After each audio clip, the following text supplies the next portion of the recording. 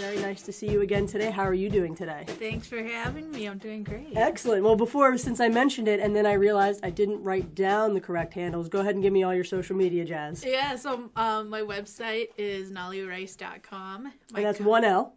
Naly. Naly. Right. rice.com. Yep. And my Instagram is at Naly, Lesnaly. Excellent. I've been following you a lot lately, and I know you've had, a very varied past business sort of. So tell me where you are now in your past, in your path. Gosh, man, I can't speak. Go ahead. Tell me what you've been up to lately. Well, I'm currently the founder and CEO at Ellen Creative Group. We're a technology marketing agency, and we really specialize in marketing as a service. But we do everything from like websites to mobile app development to branding and whatnot. But we're really focused on marketing as a service. I think it's really going to be the future of marketing, mostly for small businesses and medium-sized businesses. So yeah, that's where I'm at. Yeah, and your background is in tech. I mean, talk a little bit about your tech background. Yeah, so I started my career in technology, working first with electric vehicle charging stations, and then slowly moving into the cloud and data centers and cybersecurity, and that's really where I started to see the gap in the marketplace. Okay. And I mean, like, as head of marketing at the tech companies, I had to hire other marketing agencies to help us. And during that time, I unfortunately fired a bunch of them because, Right. I started to see that, they just weren't meeting our needs. And a lot of times they weren't very technologically knowledgeable. Isn't that what they're supposed to be? Well, I mean, I guess it depends. Marketing, not necessarily digital marketing. Is yeah. that okay? Well, there's so many marketing companies now that it's very difficult. Do they only do social media? Do they only do branding? Do they only do websites? What do they do? Yeah. And I wanted to build a company where it was marketing, but with the as a service model, because I found that there are some things that just are cyclical that every company are going to need, like blogs and ebooks and whatnot, and social media updates. And then all the other smaller campaigns, those can be individually done. Okay. And so that's where the marketing comes in. And the as a service model is really good because there's just no surprise pricing, right? One of the things I hated was a marketing agency coming in, running through a shit ton of tactics. Yep. And then the bill was like different every single month. Yeah, dude. And I'm like, why is this? Right. And they could never really explain it. It's kind of like a mystery where all that individual fee comes from. Sure. And so that's where the idea came from. And within a couple months, I knew I was onto something big because a lot of companies were like, hey, this marketing as a service thing might be good for us. Yeah. And then I read an article that Forbes wrote saying that marketing as a service is the future. And then I knew I was onto something, and I just went in all the way. So explain to us lay people a little bit, marketing as a service. I mean, to me, marketing is a service, but I kind of elaborate on what you mean by that. What did you define it before, and now marketing as a service, and now how does that? Yeah, absolutely. So marketing as a service it's more of the business model. Okay. Kind of like software as a service. Yeah. Long time ago, a lot of companies would have to hire their own IT people. They would have to hire their own people to help implement software and whatnot. Oh, I see. And you had to maintain that. Yeah. But what ended up happening, thanks to the internet and thanks to the cloud, is all these software like Salesforce and marketing automation software, and even all of our social media platforms now are all online in the cloud. And software as a service came along because it was a great fit for companies. They didn't need to really have anyone to hire to really bring in. They just had to pay for the service every single month. Gotcha. And then they would be up and running right away. Right. Where marketing as a service is a service. But traditional marketing agencies have gone the route of either project-based or they do like a retainer. So every single month you pay, but it's the price could be a little different or whatnot. Yeah. So based off of my experience in tech and having seen the benefits of doing as a service, I figured why not merge these two, technology and marketing, where, you know, you can do marketing right. on an as a service model, where things are recurring. The bill is the same every single month, and you're still getting all the benefits without having to hire. I sure as hell did not invent marketing as a service. Right. But I think that everything is moving towards marketing as a service, just like how software as a service has taken away a lot of the difficulty with having software for any company. Now I really see that marketing is going to be that way too. It's, you know, it's not going to become an essential, you know, must have in the office part. Everything can be done off site now because of the cloud. Yeah. Just like IT, companies can get up and running now without having to hire an IT or buy a data center to store all their stuff. Sure. They can just go to a managed hosting provider or an IT provider and have all that done very minimally. Right. Yeah. So marketing, would you consider tech your background or marketing? I guess a little bit of both, huh? I mean, what's your degree in? So my degree is in communications. Oh, like mine. Oh, Yeah. okay, interesting. But it's because I wasn't brave enough to go after an art degree. Is that right? Yeah. Oh, interesting. So I actually taught myself Photoshop when I was 14. Okay. Back when it was like Adobe Photoshop, like 6 or 7. Oh, wow. One summer off of my brother's college textbook. And I sort of knew then that like I really wanted a creative career, but I was afraid, like a lot of other art students. Yep. Afraid what? That it wasn't like there wasn't a future in it? Is that kind of what you mean by afraid? Or yeah, of Okay, course, yeah. okay. Also being Asian, you know, you're like lawyer, doctor, or failure. Yeah, you know. I gotcha. So, What? No engineer too? Isn't that like the third? oh, maybe? engineer, Yeah. yeah. All those trades. So my parents were not that happy when I told them that I see. wanted to be like an art major. Yeah. And then I started thinking, hey, maybe I could do communications, because at the time communications was also moving into a lot more graphic design stuff. So I got my degree in communications and also took a lot of design classes up until my senior year, and then found that it was really an asset because I went into a lot of my marketing jobs and a lot of people couldn't design. So I was literally doing the marketing and doing the designing. So it was like a value add on top of my resume. Sure. And that Gives helped you me. job security. Yeah, to a certain extent. Yeah. Yeah. So design was always there. Design was always there. So Okay. even when I worked in like EV charging, I would do the marketing, right? But I would also do the design. So I worked with the product designers to make stickers and stuff for the products. Cool. I designed the software that they still use to this day, and the mobile app and stuff. And then I slowly started building a reputation as a marketing / designer and doing software and apps and whatnot. And that's how I ended up here. Okay. Yeah. And now you've already kind of mentioned your Asian heritage. Obviously, you're a woman. So two kind of things right there I know we've talked about before where you've sort of hit roadblocks in your comeuppance. Tell me a little bit about the roadblocks that you've kind of come across a little bit. Yeah, so I'm Hmong. That's HMONG. And so even Asians don't really know what we are. Right. You know? Right. It's funny, but it's the truth, because I think they're always trying to figure out. I think most people just assume I'm Chinese because of my last name, Yang. Okay. Yang. And I probably am Chinese, like, you know, way, way far down the line. Right. But we're just a really highly underrepresented, like, minority group from the hillsides of Laos and Thailand. Oh, yeah. Yeah, and so my parents escaped the war, the Vietnam War, and they lived in a refugee camp for about 4 or 5 years. Wow. Before the UNHCR sponsored them to come to the United States. About what year? I think it was like late 70s, early 80s. Okay.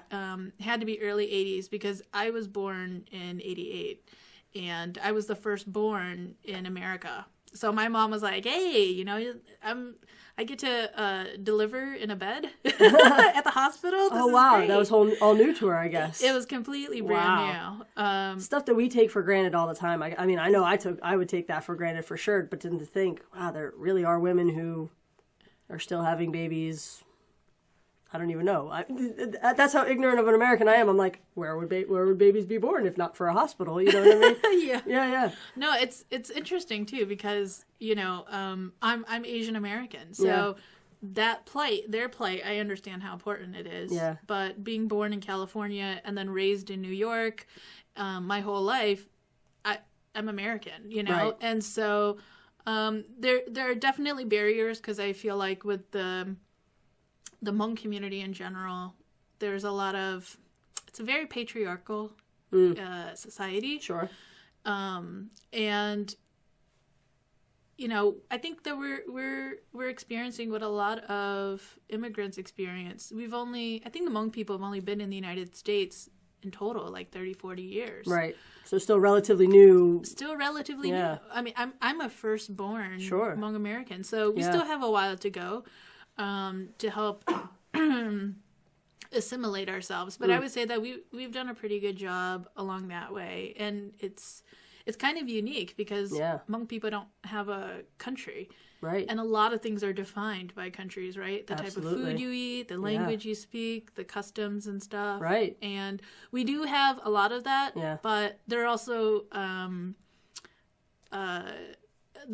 things that we don't have, So, for example, we don't have a country, and that means we don't have a leader, a supposed leader. Right.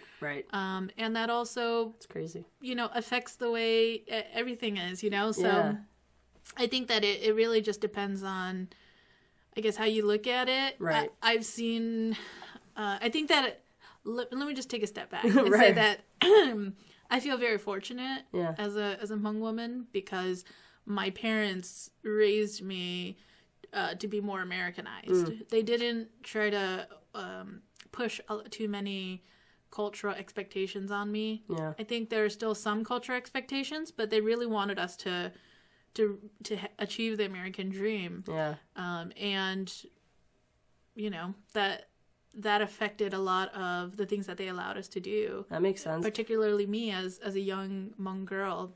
And you said it was a patriarchal society, so I know that in some Western European cultures, they raise up the son to be the thing, and then the daughter's there to marry and have children or something like that. Is that kind of a similar thing? But it doesn't sound like it with your parents. It sounds like very, even though maybe patriarchal historically, but with your particular family, they were like, well no, you're going to achieve just as much as your brother. You know what I mean? As long as you work hard. Is that kind of the right assessment on that? Kind of, yeah. Okay. I mean, I have 4 brothers and 1 4 sister. brothers. Okay. Yeah. Right.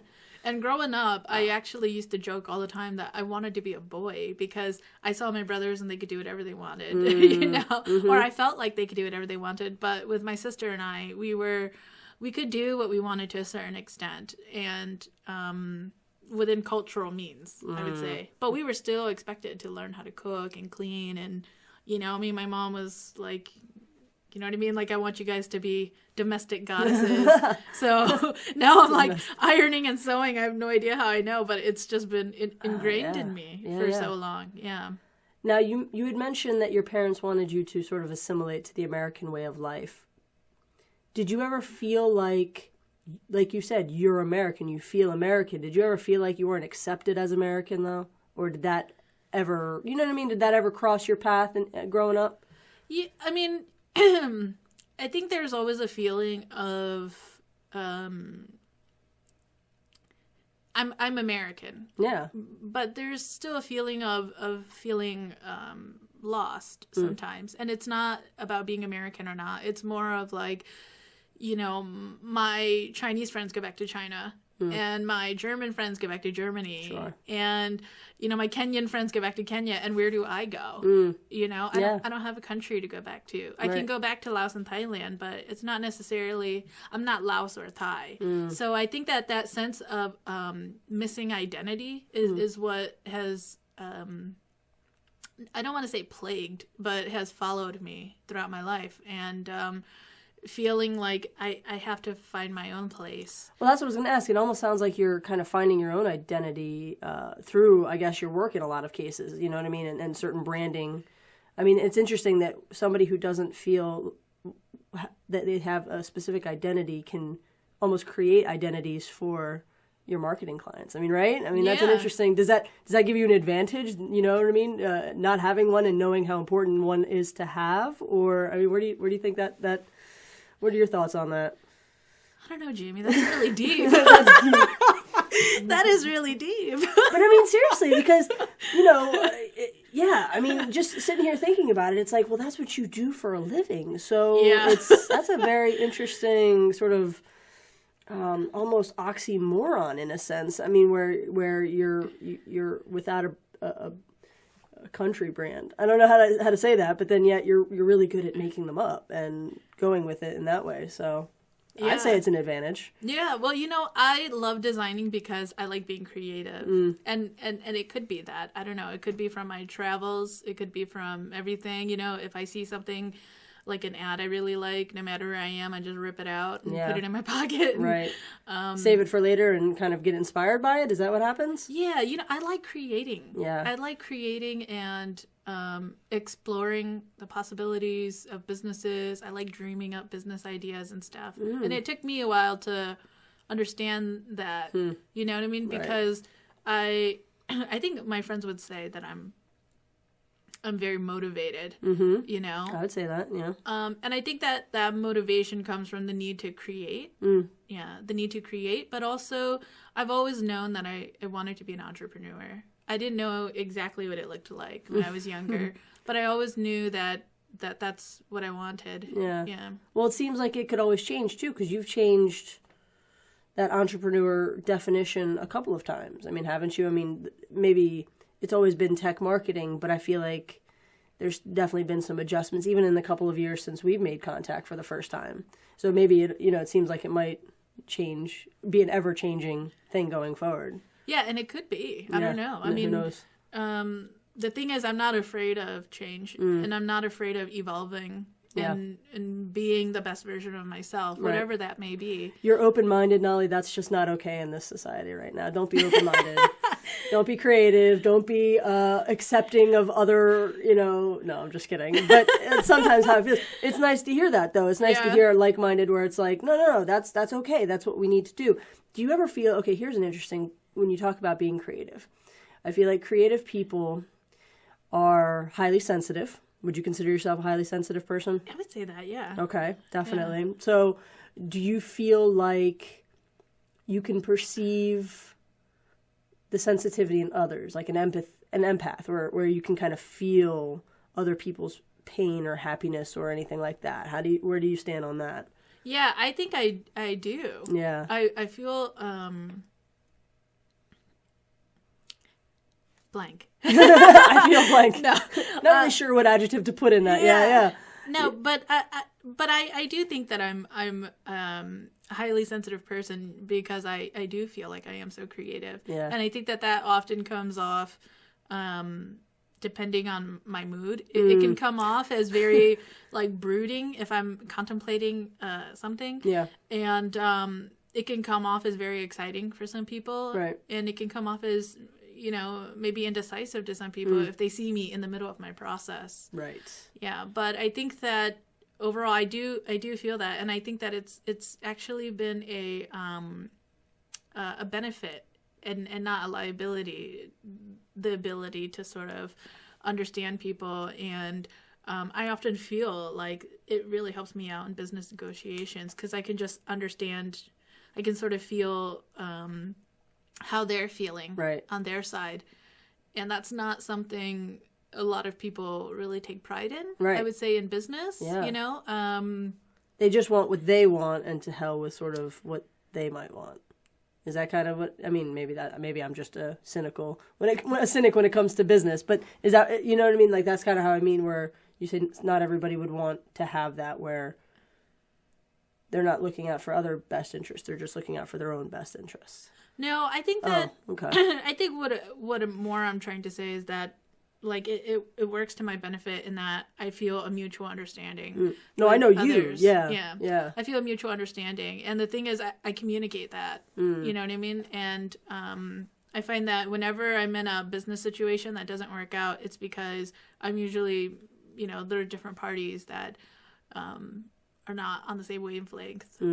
But it's easy for me to, at the very least, hear other people's perspectives and to understand and to walk away sometimes from some opportunities, which I think surprises people because especially as a marketing agency, most people are like, hey, we'll just take any client that comes. Right. But I've turned down plenty of clients where I'm like, no, I don't think you fleshed out your idea enough yet.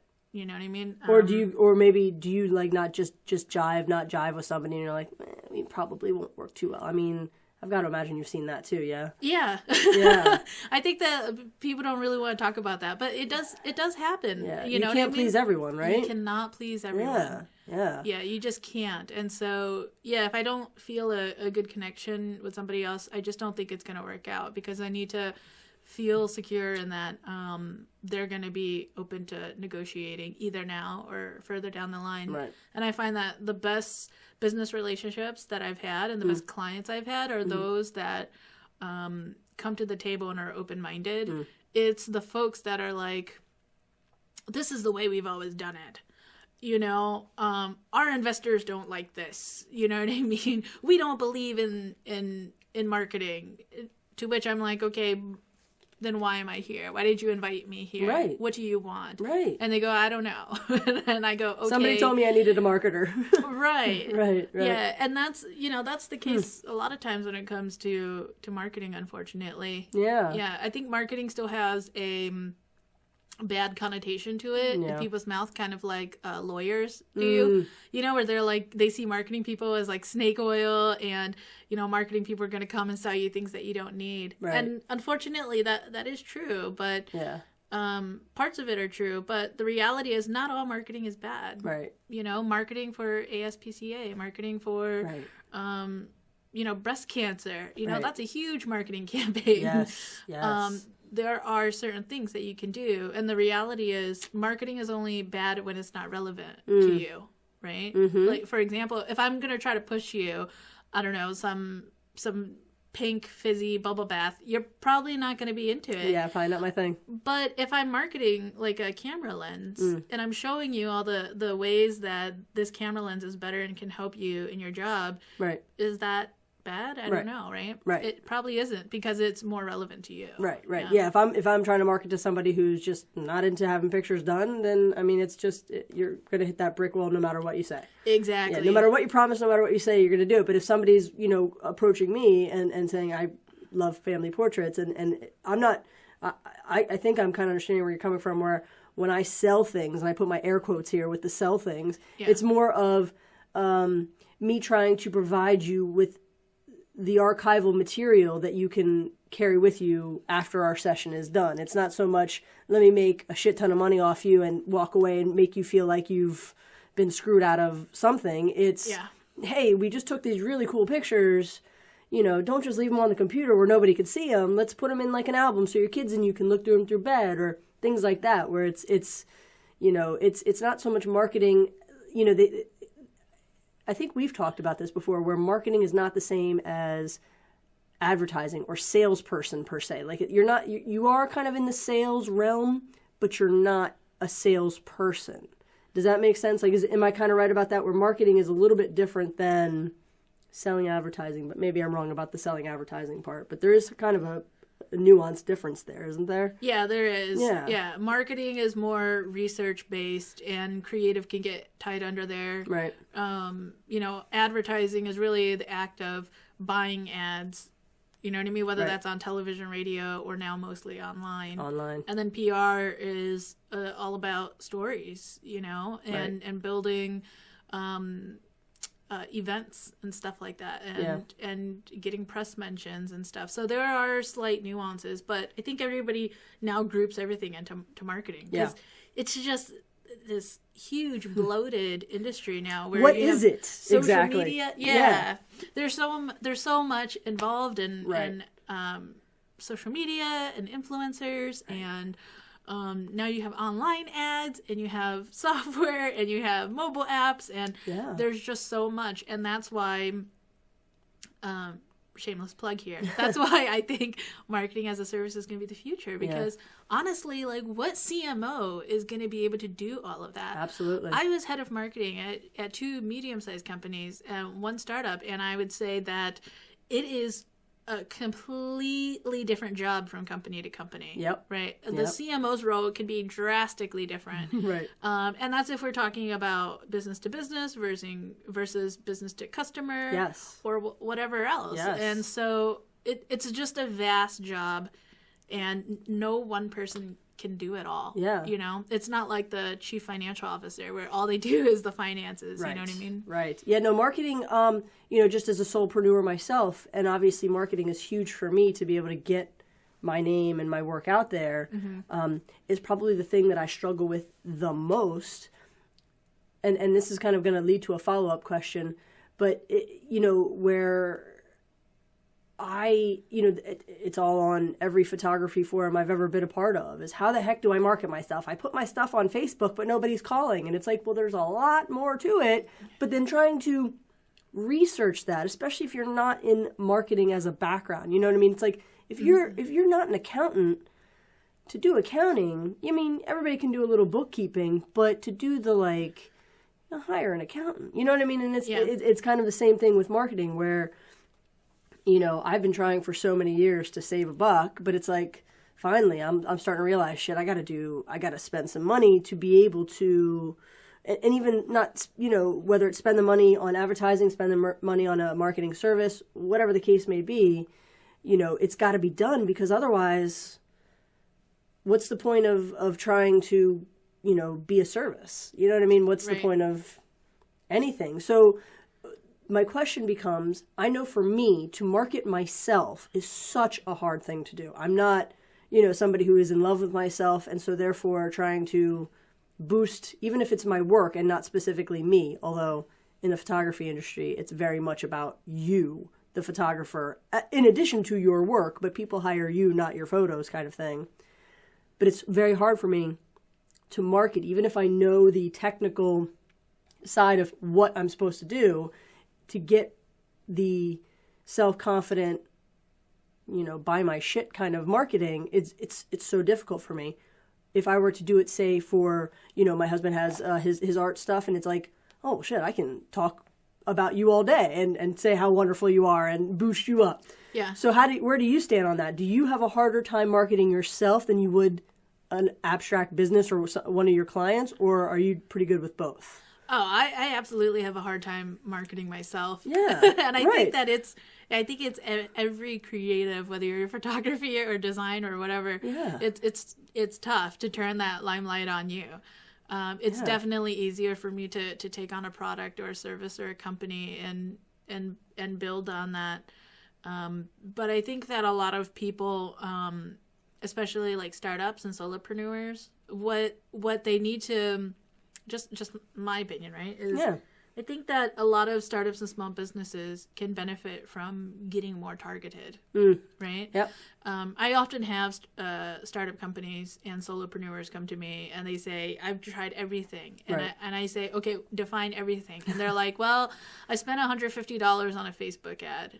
And I go, okay, are those where your customers are? Right. And they go, what? But everybody's on Facebook. Yeah, right. Everybody's on Snapchat. Right. Everybody's on Instagram. That's what the article told me to do, is to boost my ads on Facebook and right, yeah. And that $150 is like a drop in an ocean on Facebook. Right. And so you really have to take a different approach in terms of figuring out who your market is. If you're a photographer, do you want to go after a wedding photography? Do you want to go after business portrait photography? Do you want to do fashion photography? Right. And then find out where those people hang out. Where do the people that are about to get married, where are they going? Yeah. Are they going to wedding shows? Right. Are they crowding out on those marriage websites? Yeah, like the knot.com or wedding.com, Wedding Wire. Yep. Yeah, where you can get articles and they have like listings and stuff like that. And that's where you need to go. That's where you need to spend your money. But I think that there's still value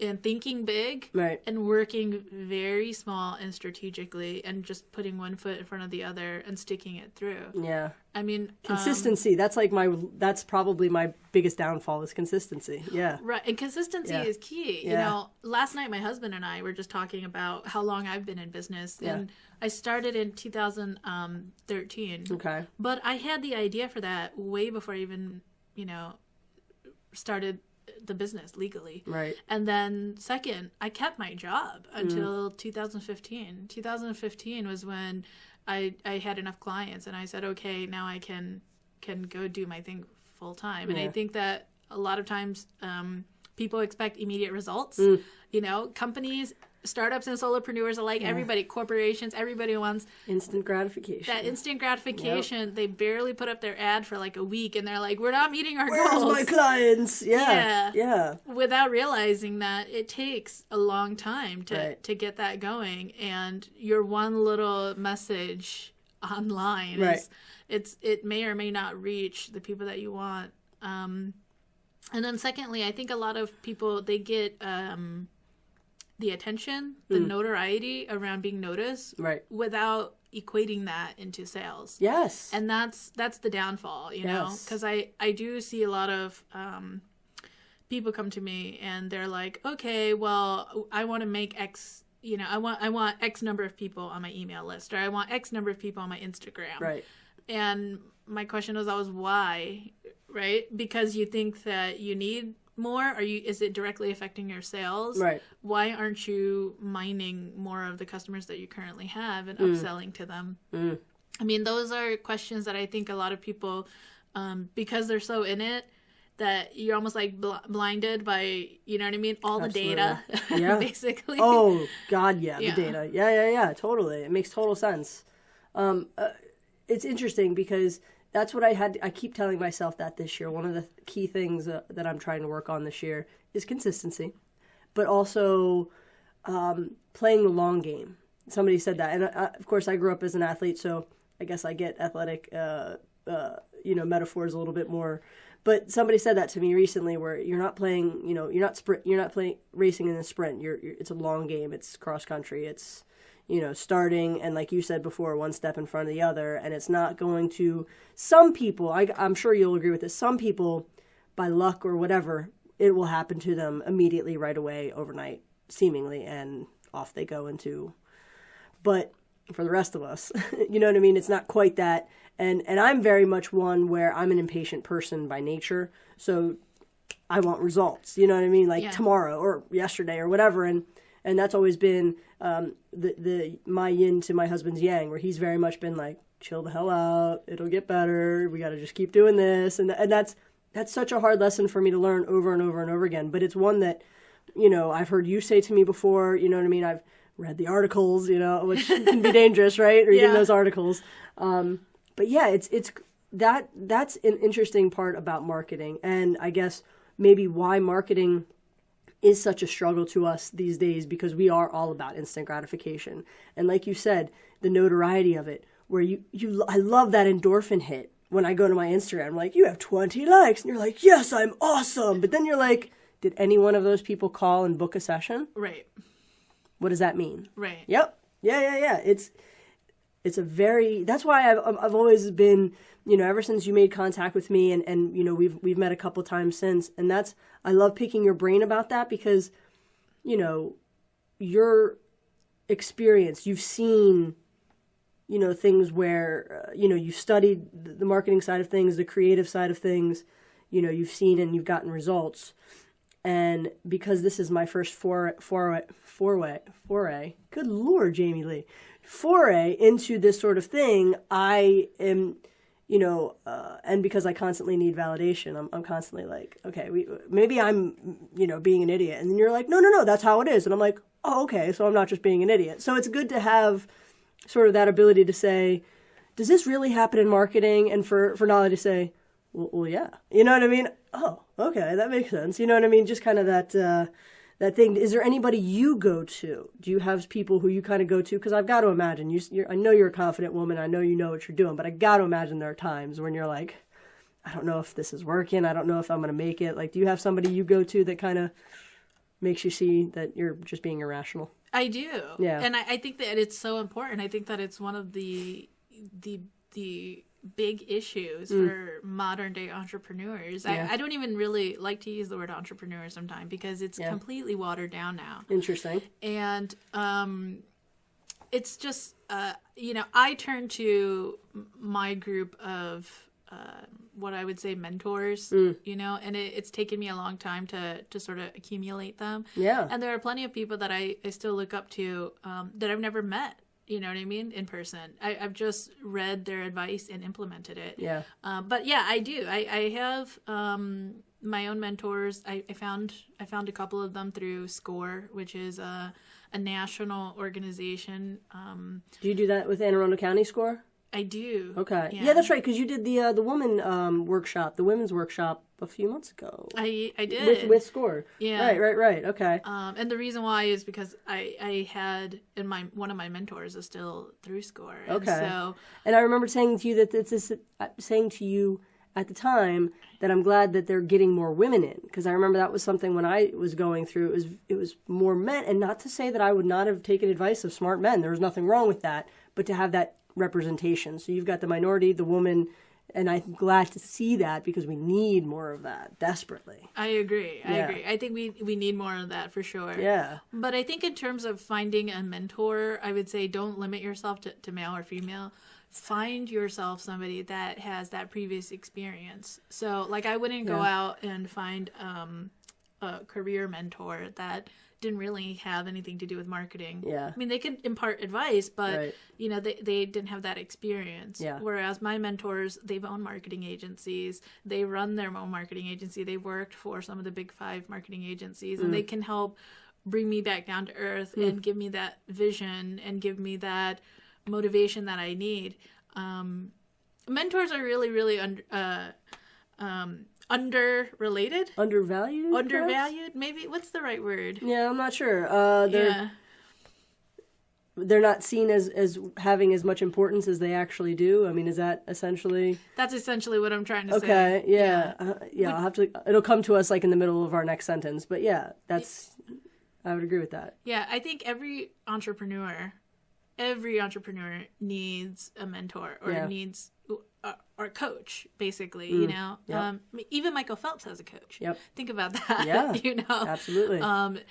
And I think that a lot of people, they want the title of entrepreneur without understanding what it really means. And entrepreneurs are getting younger and younger, which is great. But going back to the whole pomp that we had talked about, a lot of people, they want the pomp around being an entrepreneur. Sure. They want that funding. They see these young folks who are dropping out of college and getting $2 million from venture capitalists, and they're on television.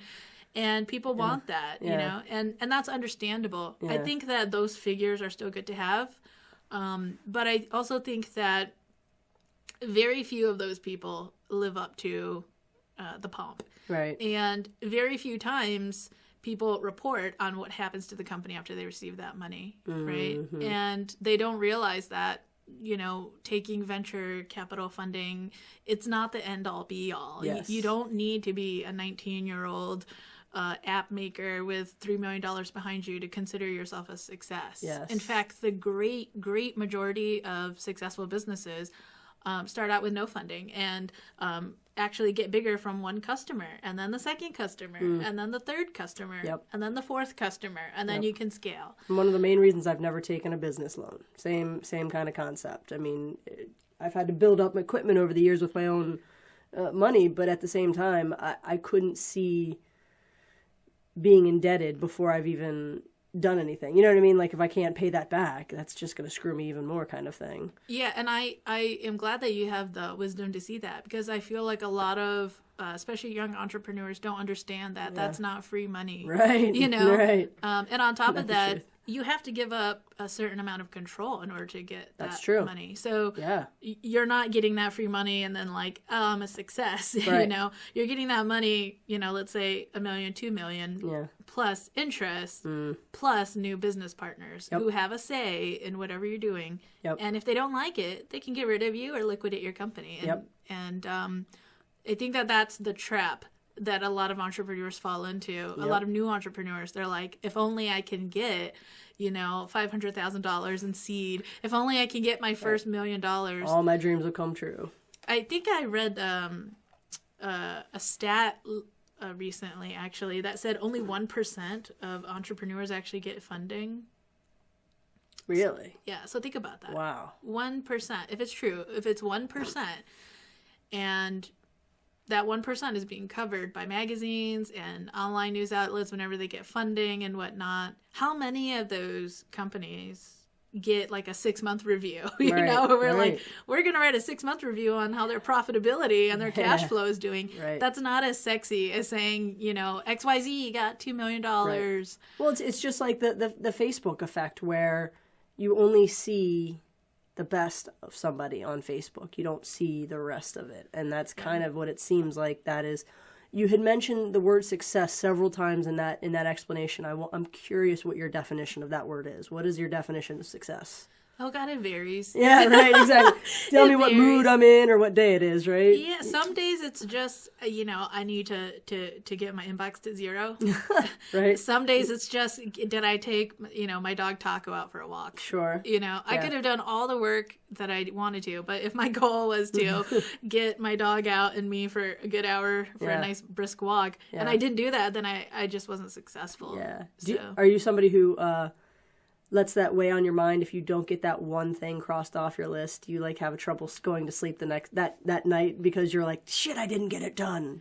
Yeah, I used to. You used to? Yeah. Okay. But the more my business has grown, the busier I've got, the easier it's been to just or let things slide. Okay. Yeah, don't take things too hard on myself. Yeah. I think that I don't know about you, but for myself, I am my worst critic. Oh God, yeah. Yeah, I could design an app and it could be the greatest thing, and the next day it's the shittiest shit I ever designed. Right. Yep. And so I think that just not putting so much pressure on yourself. One of the things I talk about a lot when I do my speaking engagements is I talk about work-life balance, and the number one thing I say is get it out of your mind. Because nobody can have it all. Right. Not even men. Yep. Nobody can have it. It's a very vague goal and a very bad thing to aim for. It's better to just say, okay, this is a priority now, and I can prioritize this later. Yeah. Right? It's interesting because I think you and I'm on the older end of the spectrum, but we're both considered millennials, even though it's had sort of a negative reputation. Yeah. One of the interesting things, and you kind of just touched on it a little bit, which is with the work-life balance, it's kind of a lot of us are feeling unfulfilled because we were sort of told all you need to do is get a degree and you can have anything you want. Like, I know a lot of people who have been told this, and I remember even 10 years ago, my husband is a couple years older than I am, and he never got a 4-year degree. He has a 2-year degree, never got a 4-year degree. So we come from different sides and viewpoints on that. And I remember him complaining about all these engineers who would graduate college and they'd come in brand spanking new and expect that they're going to make $100,000 right off the bat. They're going to be a project manager because they have the degree. Meanwhile, you have somebody like Steve, who by that point had been there 5 years. He didn't have that piece of paper, but he could probably teach the course. You know what I mean? Kind of thing. Yeah. So do you come across that in your marketing endeavors? Are you still working maybe Gen Xers and older? Are you working with some millennials? And are you seeing that sort of shift to that instant gratification, like you were saying before with some of your marketing clients? I mean, where do you stand on that? And where do you stand as a millennial yourself? Do you expect that, okay, I got my degree now, everything else is smooth sailing and we're going to get everything we want? Like, where are you at with that? That's interesting. You're not the first person that's asked me that. Okay. Especially some of the older folks that I work with. But I've never found that that's been an issue with me. No. Like, in all honesty. And I don't know what it is. I think maybe it's because I grew up so poor. I grew up poor in a minority family, right. And I was never told that I was smart. I was never told that I was pretty. I was never. Right. In fact, one of the things that I put on my Instagram a while back was, I actually grew up thinking that I wasn't pretty because I just grew up around so many people that kept comparing me to others. And I grew up really insecure, and I was thinking that I couldn't rely on my looks. I had to like get smart. And then I started traveling the world and meeting interesting people. I went to Australia, studied abroad there, started traveling all over the place, Italy and Southeast Asia. And I realized that I just grew up around people that put the value on being pretty. And I'm so glad that my parents didn't tell me those nice things all the time when I was younger. Yeah. Because it helped push me to where I was. But I also think that, growing up poor, we had to work really early. All my siblings and I, I had my first job when I was 14 years old. Right. Working in a paper factory with my mom. Wow. So I would wake up, go to school, come home by like 2:30 or 3, and then have an early supper really quickly, and then go with my mom to the factory at 4. Wow. And then work sometimes until 12 or 1 in the morning. Wow. And then give her some of that money to help pay the bills. Yeah. Those were the types of sacrifices we had to make. Yeah. My dad was a teacher in the refugee camps. Oh, wow. So he knew that education was what was going to help get us to the American dream. Yeah. But beyond that, he couldn't imagine what it meant. I mean, my parents went from living on a hillside to coming to America and working all kinds of crazy odd jobs. Yeah. Everything from working in manufacturing plants to peeling shrimp to being janitors to doing all of that for 6 children. Yeah. And so I definitely grew up without the mentality of like, you need a prize for everything. You know what I mean? And to just give you an example, I graduated high school and my parents didn't even go. Really? Yeah. Oh, is that right? Yeah. Okay. And I finished college and I just got it mailed to me. It wasn't like some people are like, let's throw a celebration for weeks. You have a degree, where Naly's just like, yeah, okay, just another day. Yeah, and I don't know if it has to do with my parents or what, but yeah, interesting. I was never told that I was special. None of my siblings were. My parents were very fair, and they decided that none of us were special. Yeah. And you're equally not special. Okay. Yeah, they were afraid. There's 6 of us, and they're afraid that one of us is going to feel better than the other. So they've always been very fair. With us. So I just definitely don't understand the whole, like you're going to be special, you get a star for everything. I never felt that way. And then and you think it's definitely benefited you for not having felt that way or having grown up in that sort of environment? I think so. Yeah. It's hard to know though, because you don't have the other end of it. But still, it seems like. But what's the hardest is because as a society we've accepted, or not that we've accepted, but the label has been put on millennials, just like every other generation before us, that we're lazy and we've been told we're special, right, and entitled, and unfortunately there are some people like that. Absolutely. But I think that to say all millennials are like that, you're basically talking to nobody, because you're talking to everybody. Yeah. Do you know what I mean? I hate the all or nothing. Like, it's like all Muslims are, and it's like, no, you know what I mean? Or all white people are, and you're like, well, no, there are some, but not all. And yeah, it's a case by case, person by person situation. Everybody's completely different, even in the same family. I mean, you've got a large family. I got to imagine 7 of you, 8 of you are completely, I mean, you have similarities, I'm sure, but very varied, I'm sure too, where it's like you had that same environment, same parents, same house, and yet, so it's not like we can expect a whole group of minorities or one, whatever group you want to label. We can't all be held to the same, standard as everybody else in that subgroup, if you will, right? Yeah. But when it comes to getting that immediate satisfaction, it's everybody. It's big corporations, it's medium-sized companies, it's small companies, it's solopreneurs, it's entrepreneurs. Everybody wants that instant gratification. There's no escaping it. How do you teach them that that's not gonna happen without them? I mean, I'm sure they still get a little pissed at that, but I mean, do you have to kind of like, gently say, it's probably not going to happen? Or, you know what I mean? Like, how is that situation? Does that ever get awkward when they want the world and you're like, I can't really deliver the world, but this is what we can do?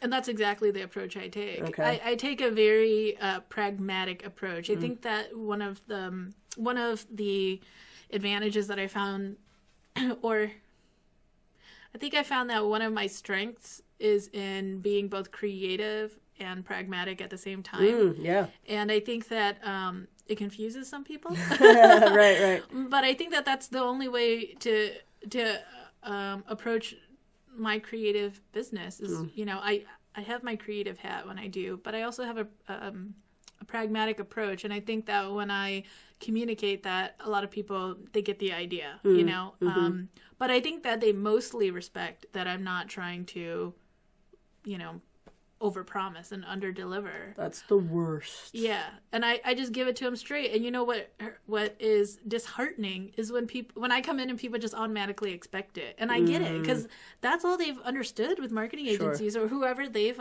interacted with. Right. They're like, here's gonna come another marketing girl. And then I get in there and I'm like, yeah, this is just too ambitious. This is just not going to work. Good luck with the other marketing agency. Yeah. If they're promising you ROI, run, don't walk.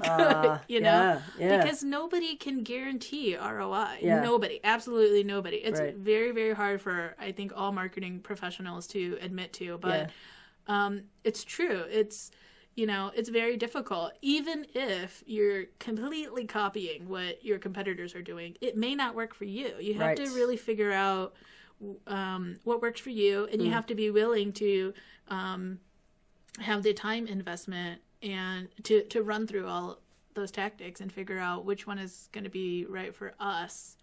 And then on top of that, you don't want to do everything your competitor is doing because then you're just a Me Too company. You know what I mean? So exactly, and not hashtag Me Too, but you know what I mean? I thought about that for a second. I was like, no, I don't think that's what she meant. No. Yeah. No, and that makes total sense. I mean, just like we were, I mentioned just before, where you can't say that everybody in that one subgroup is the same. It's the same with business. You can't say that one marketing plan fits all. It's just not possible. Yeah. Yeah, we're all different. Even if we're all wedding photographers, you know what I mean? My weddings are probably way different than her wedding, and therefore are going to attract a totally different crowd. Yeah. Yeah, that's definitely interesting. So I guess the only other question that I kind of wanted to touch on today, because we've talked about this before, which is, feminist sort of ideals. A, do you consider yourself a feminist? I do. It's a tough one. Yeah, I do consider myself a feminist in that I believe in equal pay and equal rights for women. Right. And I've spent, I'm not shy about talking about the fact that I've spent the majority of my career working with 80 or 90% men. Right. And I'm sure you face some uphill battles with that, no? Yeah, I have to a certain extent, but I've never focused on it. Mm-hmm. And I feel like that's the main difference is I've never let that be a reason for me not to do the very best job that I could. Right. And I think that that's why I've been successful, or I consider myself successful in those roles, because I've always knew where my boundaries were, Yeah. And you can't work around a bunch of men without, being able to hang around, with them too. Yeah. I'm probably not saying this right at all, but No, I know exactly what you mean. But I've spent the majority of my career around men, and I've really, really enjoyed it. Yeah. Well, that's what I was going to say. Feminism has this connotation where if you're a feminist, you hate men. Yeah. And I think you and I can both agree that that's not true at all. It's not at all. It's not a be equal in exclusion of men. It's like, no, we just want a seat at the table and we can debate as equals. Right. Right?